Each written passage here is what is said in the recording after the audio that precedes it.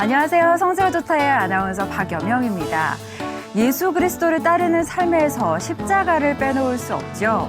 이분의 삶에서는 이스라엘을 빼놓고 설명할 수 없을 것 같습니다. 성지의 척척 박사, 성지 전문가 이강근 박사님 모셨습니다. 박사님 네. 안녕하세요. 안녕하세요. 네, 감사합니다. 안녕하세요. 지난 시간에 저희가 이 마사다를 돌아봤잖아요. 네. 오늘은 마사다 그 두 번째 이야기를 또 근데 이어가 정상으로 올라갑니다. 네, 알겠습니다. 저희 시청자분들을 위해서 네. 한 번 더 마사다가 그렇죠. 지리적으로 어떤 위치에 있는지 좀 설명을 해주시면 좋을 것 같아요.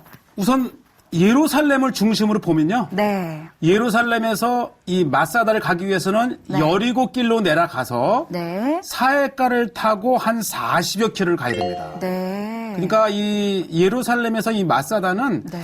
거리는 가깝지만 네. 이렇게 거쳐서 가기 때문에 그렇죠. 쉽게 갈 수 없는 곳은 아니고요. 네. 그러나 이 길도 최근의 길이고 고대에는 이 예루살렘에서 이 헤브론 쪽을 통해서 갔다 그래요. 그러니까 사실 광야를 지날 수밖에 없었던 그렇죠. 거군요. 그러니까 네. 이 로마에 의해서 예루살렘이 함락되고 네. 전 유대 땅이 함락될 때에 유대인들이 네. 어디로 피신할까? 바로 이 마사다. 어. 그러니까 이 예루살렘 전 유대 지역에서 보면 네. 마사다는 깊은 골짜기 광야가에 있는 네. 아주 깊은 곳이죠. 네. 지금 저희가 마사다에 대해서 이제 두 번째로 그 시간을 갖도록 네. 하겠는데요. 사실 이 마사다가요. 예. 성경에 나오는지도 좀 궁금해요. 예. 마사다라는 지명이. 사실 대부분의 네. 사람들은 이 마사다는 이 유대 전쟁사에 나오는 것이고 성경과는 무관하다 이렇게 알려져 네. 있는데 실은 그렇지가 않고 네. 이 성경에서 저희가 다윗과 관련이 되어 네. 있는데요. 사무엘상 24장 22절에 보면 네. 물론 이 사무엘상 24장은 이제 사울에 쫓기던 다윗이 도망 다닌 곳이 광야거든요. 네. 그런데 그 엔게디라고 하는 곳에서 이제 사울과 이렇게 이야기를 하고 네. 이 다윗이 사울에게 맹세함에 이제 네. 서로 이제 화친을 하고 사울은 집으로 돌아가고 다윗과 그의 사람들은 요새로 올라가니라. 네. 이 요새가 히브리 성경 원문을 보면 네. 맞자다입니다. 맞자다. 네, 이게 맞사다죠. 아, 그러니까 이 요새라는 뜻이 결국에는 히브리어로 예, 맞사다. 그곳이죠. 거네요. 실질적으로 이 엔게디에서의 이 기록인데 이 엔게디에서 맞사다는 차로 10분 거리예요. 네. 그러니까 이제 사울은 엔게디에서 북쪽 예루살렘 쪽으로 갔다는 뜻이고 네, 네. 그리고 다윗은 엔게디에서 남쪽 마사다로 갔다 가는 것이죠. 그러고 보면 네. 이 마사다는 이 다윗과 관련해서 네. 이미 다윗이 네. 은신처로 했을 그러한 장소 중에 하나죠. 네. 성경에도 나오는 마사다. 그곳이 또 어떤 곳인지 저희가 계속해서 화면으로 만나보겠습니다. 네, 좋습니다. 우리가 지난 시간에 이제 마사다 서쪽 캠핑을 하고 네. 이 일출 때에 봤는데 네, 낮과 밤을 봤죠. 너무 아름다웠어요. 보시죠. 아침 이 태양이 막 뜨는 여운이 아직도 네. 있는데 아주 신선합니다. 마사다는 이 마른 목골 모양인데 네. 남북이 450m, 폭이 250m. 네. 정말 천연의 요새예요. 천연의 요새. 또 이 내륙 그 광야에서 이 지각 변동으로 야. 떨어져 나왔기 때문에 네. 자, 이것이 오늘 하이라이트인데 네. 헤롯이 이곳에 궁을 짓고 특히 보시죠. 북쪽 그 절벽가의 3계층에 해당하는 그러니까요. 왕궁을 지은 거예요. 그 3층으로 이렇게 층층이 네. 이렇게 지었네요. 저곳에 파티장, 숙소, 지금도 당시에 그 꾸몄던 채색이 남아있어요. 그대로 남아있어요. 예. 네. 저 안에 지금도 들어갈 수 있나요? 그럼요. 네. 아마 저곳을 방문해도 많이 가질 못할 터인데 네. 어쨌든 헤롯 궁이 이제 하이라이트라면 네. 이 아주 그 450m에 이르는 넓은 곳에 바로 이곳이 이제 회당입니다. 네. 사실 원래는 이 반란군 또는 그 이전에는 이 마국간이었다고 하는 곳인데 이제 유대하면 이제 강한 종교심을 가진 그렇죠. 이 특히 저항군들이 네. 이곳에 회당을 만들어 놓고 끊임없이 기도하고 아니, 모이고. 유대인들에게는 이 강한 정신력은 결국은 네. 하나님을 믿는 종교심에서 나오는 거죠. 그렇죠. 그 역사가 사실은 지금까지 이어져 올 수 있었던 것도 그렇죠. 사실은 거기에 원인이 있다고 볼 수 있겠죠. 예. 네. 그다음에 세 번째로 소개하는 장소는 네. 바로 목욕탕인데 사실 아. 이 광야에 목욕탕이라는 것은 어울리지 않는 그러게요. 그러나 이 헤롯 왕의 사치스러운 네. 생활의 극치를 보여줍니다. 네, 이건 지금 모형인가요? 목욕탕이에요. 네. 보시죠. 이게 이제 모형을 만들어 놨는데 얼마나 그 채색이 찬란하고 그러게요. 바닥뿐만 아니라 이 벽에도 지금도 일부를 볼 수 있으니까 네. 이것을 이제 보시죠. 이것은 이제 그 구들 네. 이제 그 사우나를 따뜻하게. 만들기 위해서 예. 저렇게 불을 떼고 또 요것은 이제 옷을 갈아입는 방인데 사실 이 로마 시대 때의 대표적인 목욕탕의 모습인데 옷 갈아입는 방, 네. 따뜻한 방, 사우나 방, 그다음에 찬 공기가 있는 방 네. 이렇게 해서 정말 이 광야에서도 이제 그 정말 이 목욕을 네. 사우나 우리 찜질방 많이 가잖아요. 네, 그러니까요. 그거를 생각하시면 됩니다. 그 오래전에도 이런 게 있었다는 게 신기해요. 저는 딱 이 저희 요새 찜질방 사우나를 하면서 네. 이 소박한 것 같지만 야 이게 또 로마 시대 때에는 그러니까요. 일부 네. 상류계층만 느끼던 네. 그런 것을 생각하고 보시죠. 이게 구들인데 네, 구들. 우리나라에도 저기 있잖아요. 그렇죠. 방바닥에 불을 떼서 네. 근데 이곳에서는 이제 물을 대피해서 올리는데 네. 아주 중요한 건 뭐냐면 이 통이 네. 이게 스팀통이에요. 아. 그러니까 물을 끓인 다음에 이곳을 통해서 예, 네. 이 벽면에 이렇게 이제 관을 해서 네. 직접 스팀이 몸에 닿지 않고 옆을 통해서 이렇게 스팀이 올라간 다음에 내리게 돼 있는. 사우나를 이제 만들기 예. 위한 어떤 과거의 그런 설계 어떻게 설계되어 그렇죠. 있는지를 보고 있는 거네요. 우리가 시간상 일부만 보였지만 혹시 네. 이 마사다를 간다면 목욕탕을 자세히 보시길 바라고. 네. 그 다음에 요것이 이제 평범한 것 같지만 네. 요거는 제가 좀 설명을 드리고 네, 싶은데요. 이건 뭔가요? 요것이 이름이 적힌 토기 조각이에요. 이름이 적힌 토기 조각 누구의 이름? 이게 뭐냐면 이 마사다의 역사를 보면 요건 이제 좀 자세히 스테디에 설명을 드릴게요. 네. 이 마사다의 기능은 하이라이트는 사실 헤롯 네. 왕 이후에 네. 이 로마에 쫓기던 유대의 반란군들이 네. 바로 이 마사다의 마지막 진치를 칩니다. 아. 그러니까 제가 처음에 말씀드린 것처럼 네. 사실 유대 광야에서도 깊은 깊은 골짜기에. 끝자기에 네. 이제 이 행정곳인데 네. 이곳에서 저항을 하면서 이제 로마와 대치를 하는데 네. 로마가 전 이스라엘 지역을 점령하고 함락을 하는데 뭐 예루살렘의 네. 성전을 다 태워버리고 그 불과 1년도 안 걸렸는데 이 마사다를 공략하는데 3년이 걸립니다. 그렇군요. 그러니까 이 마사다야말로 이 천연의 네. 요새 중에 요새인데 끝내 이제 로마의 실바 장군에 의해서 네. 함락이 다가왔을 때 네. 이제 공성태를 쌓고 함락이 다가왔을 때에 네. 이 안에 있던 유대인들이 어떤 생각을 하냐면 네. 우리가 저 이방인 로마 군들에 의해서 무참하게 죽느니 차라리 우리의 손으로 네. 이 자결하자는 것이죠. 아. 우리의 손으로 스스로 하나님께 가자. 근데 유대의 이 랍비들도 부득이한 경우에는 자살을 허용하지 않지만 네. 이 순수하게 신앙을 지키거나 부득이한 경우에는 네. 자살을 허락한답니다.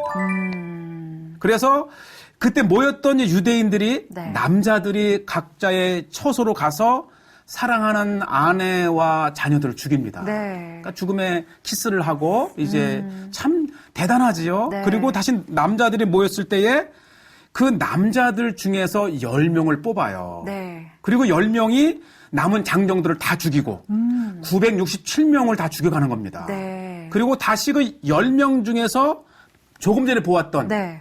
바로 그 제비뽑기를 하는 거예요. 아. 그래서 10명 중에서 1명을 뽑아서 네. 1명이 남은 9명을 죽이고 네. 자결을 하는 것이죠.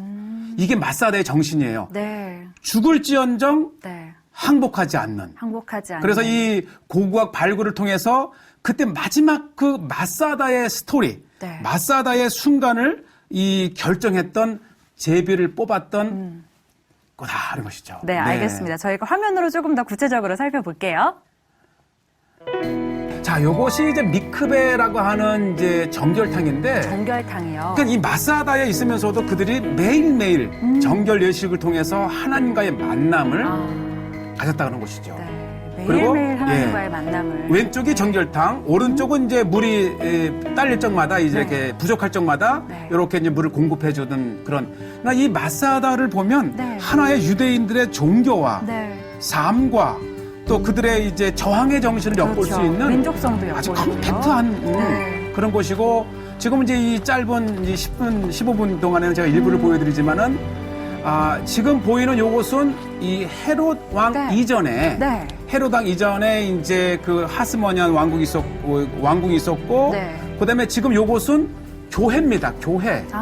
이게 뭐냐면 이 마사다의 스토리는 이제 시간 속에 흘러간 다음에 바로 이곳에 이 무리의 수도사들이 네. 이 비잔치 때죠. 그러니까 네, 지금부터 한 비잔치 1400, 500년 전에 시대에서. 이곳에 이렇게 교회를 짓고 또 광야의 수도원을 만들었습니다. 광야 하면 또 빼놓을 수 없는 것들이 우리가 많이 본 것이 또 수도원이잖아요. 예, 보세요. 아름다운 교회 바닥을 모자이크로 이렇게 장식을 하고 또 이곳에 널려져 있던 돌들을 모아서 이렇게 건물을 지어서 그러니까 이곳은 보면 이 유대 역사적인 장소이면서 이 수도사들이 한때 이렇게 기도를 했던 이 수도원이면서 또 유대인들의 정신력을 엿볼 수 있는 그래서 유대인뿐만 아니라 우리 기독교인들에게도 이 마사다는 그러한 그 종교적인 또 유대 역사 강한 유대인들의 역사를 엿볼 수 있는 정말 교육의 장소라고 생각이 됩니다. 네, 그렇군요. 이렇게 아름다운 het살이 이렇게 비치는 곳에서 또 마사다의 이렇게 그곳을 들어보고 있으니까 참 아름답다는 생각도 들고요. 지금 이제 요것은 제가 이제 방금 전에 유심히 보신 분들은 이 검은 선이 보이는데 이 고고학자들이 처음 발굴할 당시에 저기까지 건물이 있었던 거예요. 그리고 검은 선 위는 이제 좀 더 모양을 이제 이렇게 보여드리기 위해서 인공으로 쌓았다라는 것을 솔직하게 저렇게 이제 표시를 해놨고 요것이 이제 하스모니안 하게 되면은 헤롯 왕이 이곳을 요새화하기 전에 그 이전에 이 하스모니안 왕가라고 하는 유대의 또 왕국 때에 이곳에 이제 궁을 세웠던 것입니다. 그래서 그 궁이 이 1층, 2층으로 되어 있어요. 그래서 오늘은 이제 2층까지도 올라가 보시게 되는데 그러니까 마사다는 단순히 이제 헤롯과 관련된 것뿐만 아니라 그 이전에 이제 하스모니안 왕 때도 궁이 있었는데 중요한 것은 뭐냐면 그 헤롯 왕 때의 화려한 건물과 바닥을 장식할 수 있었던 것은 이미 그 이전 하스모니안 왕가 때에도 이곳에 이렇게 다양한 미크베라고 하는 정결탕 아까 보신 것들 보신 것들이 있고 그 다음에 여기 보시게 되면 보시죠. 지금 이게 2천 몇백 년 전이거든요. 그런데 그 화려하게 장식했던 모자이크 그럼요. 모자이크의 그 바닥을 볼 수 있고 그리고 이제 이 다양한 게 뭐냐면 헤롯이 이방인인데 헤롯 그 때에 얼마나 좋은 건물이 많았는데 그 반란군 저항군이죠. 유대 저항군이 왔을 때에 그 건물을 쓰지 않았다는 거예요. 왜냐하면 이방인이니까. 이 유대인들은 순교를 중요합니다. 그래서 비록 화려한 건물일지라도 이 반란군들은 이방인들이 사용했던 것을 이렇게 쓰지 않고 따로 건물을 이렇게 만들어서 쓸 정도로 정말 그 종교적인 면에서도 순결 그리고 민족적인 면에서 강한 저항력 그다음에 이것은 이제 미드라시라고 하는 곳인데 이 안에서도 또 따로 이 토라를 공부하는 그러니까 탈무드나 이 성경을 공부하는 방을 만들어 놓고 일종의 그런 회당 같은 곳인가요? 그렇죠. 회당은 이 기도처라고 여기게 되면 이 미드라시는 성경을 공부하는 곳인데 이게 중요한 거예요. 이렇게 로마에 둘러싸여서 포위를 당한 상태에서도 그들이 이 놓치지 않는 것은 말씀을 또 그렇게 공부를 하기 때문에 계속 강한 정신력을 가질 수 있고 순수한 종교를 유지할 수 있었고요. 이게 이제 평지에서 한참을 내려가서 나오는데 이게 아주 이 마사다를 있게 한 것인데 아주 깊은 곳에 바로 뭐가 있나 봐요. 물 저장고. 물 저장고. 한번 생각해 보세요.